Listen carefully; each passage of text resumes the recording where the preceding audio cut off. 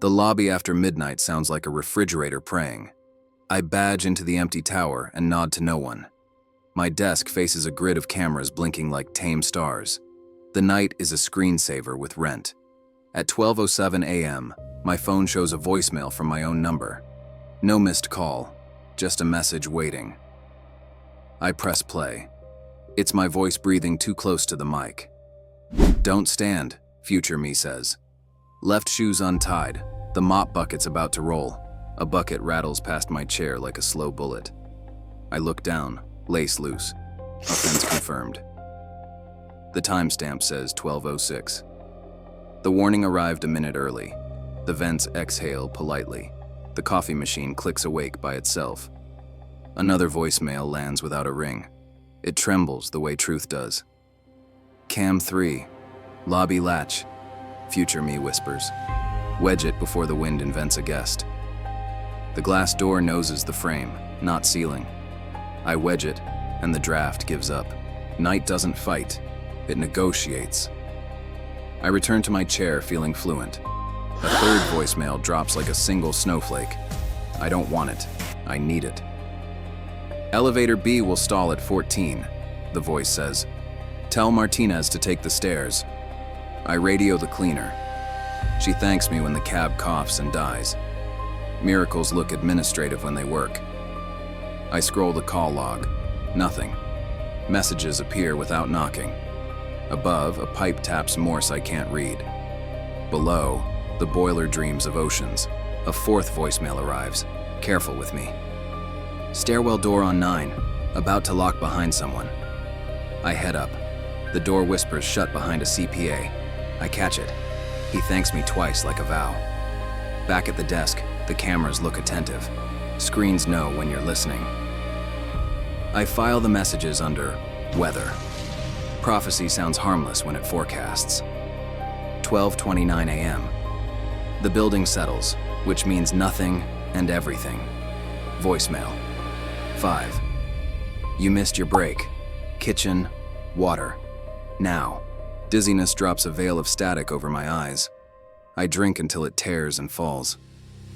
The break room window shows my reflection half a second late. That's how it starts, reality lagging by a breath.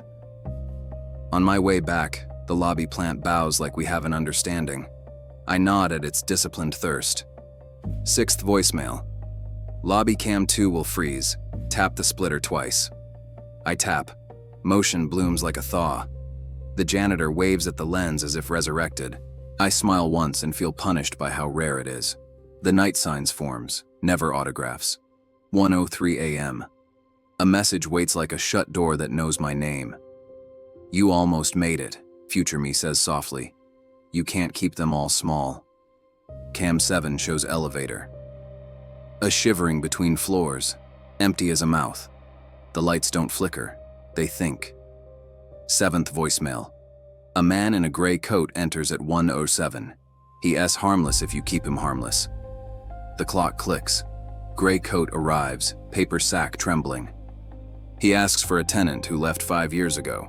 I give him the landlord's number and a chair that pretends to belong to him. Grief is a calendar that refuses updates. 8th voicemail buzzes. He drops the bag. Let it. The sack slips. Size open. A watch. A key. A photo with the face cut out. He glues it closed with slow decency. The vents hum. The building puts a hand on my shoulder without getting caught. I pretend not to notice. 1:22 a.m. 9th voicemail. Stairwell cam 5 will find a shadow with no owner. It belongs to memory. On the monitor, a bent shape trembles like a sentence choosing punctuation. I lower brightness. It calms. 10th voicemail arrives shy. Cup your hands around the radio mic before you speak to her. I make a small cave. You're safe, I say. Somewhere on 16, a cleaner sobs once and keeps working. The negotiation becomes three-way. Me, the future, the building. Each signs in breath. 1:40 a.m. 11th. Don't take the call at 1:43. Let it die. At 1:43, the desk phone rings from my father's house. He's been gone 8 years. I let it ring into a metronome for regret. The dial tone returns like a reprimand that loves me. Cam 8 shows the river pretending to be a mirror. It fails beautifully by moving. 12th, voicemail lands gentle. "You're doing fine," future me says. "You won't always be." I save it, and don't know how to file kindness. I name it Proof. 2:02 a.m. Elevator relays click like percussion. The building tries music and almost gets it. 13th. Basement door will open by itself. Hold it shut 10 seconds. Only 10. Downstairs, the metal pulls like a tide. I lean, count, release. It closes with a sound that admits I was right but refuses to thank me. I accept the terms. 14th arrives after the fact. Good, you didn't stretch the 10. At the entrance glass, a woman salutes the nobody guarding her. Some habits salute back. 2:19 a.m. 15th finally uses my name. "Jace, look at Cam 12. Cam 12 stares down the long back corridor where lost light goes to exercise. A small blur waits. 16th. "Don't move toward it. It moves toward you if you move toward you." I nudge focus left. Terror becomes a coat hook. Relief becomes a laugh. 2:33 a.m. 17th. "Your left knee will give out at 2:36 on the stairs. Take the elevator."